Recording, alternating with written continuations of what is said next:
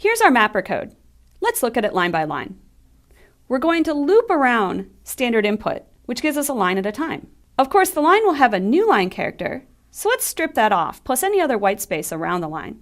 Since our line is tab delimited, let's split on tab at the same time. This gives us an array called data.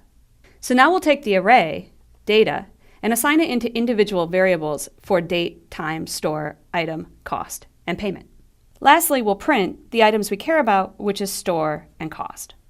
As you use Hadoop more and more, you'll discover that the more data you have, the more likely you are to encounter weirdness in the data. Lines could be malformed, there could be strange log messages in the data, and many other cases that you might not even imagine.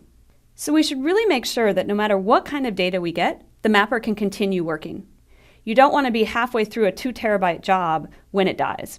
So let's go back and add some defensive programming to make sure things don't break, even if you get a strange line in the middle of your data.